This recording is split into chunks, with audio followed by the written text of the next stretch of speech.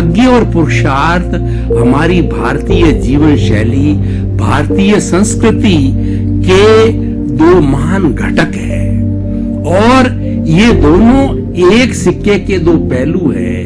ये एक दूसरे के कॉम्प्लीमेंट्री है, ये एक दूसरे से जुड़े हुए हैं, एक दूसरे के पूरक है। और it is told that every coin contains two faces.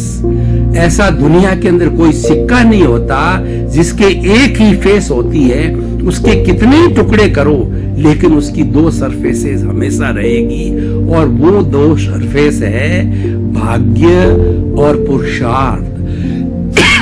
भाग्य पुरुषार्थ वैसे एक जो है कारण है, दूसरा कार्य है। एक का दूसरे में रूपांतरण होता है और हम दार्शनिकता में जाएं तो दोनों एक ही है, एक से दूसरे में बदलता है। एक नंबर दूसरे में बदलता है, दूसरा नंबर एक के अंदर बदलता है।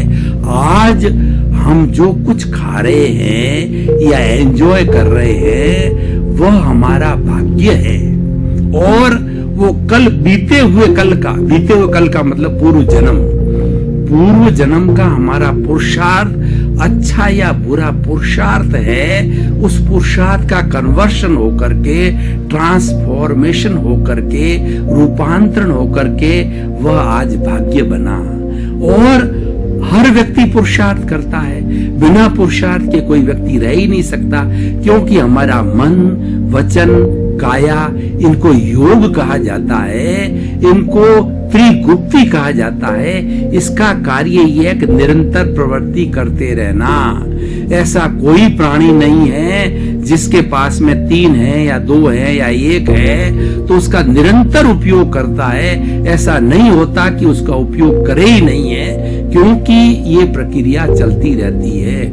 इसीलिए ये हमारा भाग्य और पुरुषार्थ का रूपांतरण है। अब हम इसको अच्छी तरह से समझेंगे कि पुरुषार्थ किसे कहते हैं। पहले हम देखते हैं पुरुषार्थ का मतलब होता है प्रवृत्ति करना। 3 तरह के जो है हमारे सामने 3 कार्य आते हैं या 3 घटक आते हैं, वृत्ति, प्रवृत्ति और प्रकृति। वृत्ति का मतलब एक्टिविटी, कोई भी कार्य करें, जैसे मैं अंगुली हिला रहा हूं, जैसे मैं बोल रहा हूं, खा रहा हूं, सो रहा हूं, तो ये सारी एक्टिविटीज है। एक व्यक्ति अच्छे या बुरे रूप से एक्टिविटी रोज करता जाए और वो लंबे समय तक करे, 10 दिन करे, 5 दिन करे। उदाहरण के तौर पर भाई और बहनों, दर्शकगण, श्रोतागण, मैं आपको बताना चाहता हूं कि आप प्रतिदिन लेट उठते हैं। मान लीजिए 9-10 बजे उठते हैं, महीना बाद 2 महीना तक आपने ऐसा अपनी जीवन शैली बना दी कि 10 बजे रोज उठना, तो वह क्या हो गया कि वह वृत्ति से प्रवृत्ति हो गई और निरंतर करने से वो प्रकृति बन गई, आदत। जो हम लत कहते हैं, आदत करते हैं। व्यसन की बात लीजिए, व्यसन भी ऐसे ही बनती है। शुरू में किसी मित्र के कहने से जो है कोई भी तरह का व्यसन लिया जाता है, शराब है, गांजा है, अफीम है, वह मित्र के आग्रह से लिया जाता है, दोस्ती से लिया जाता है, ये वृत्ति है।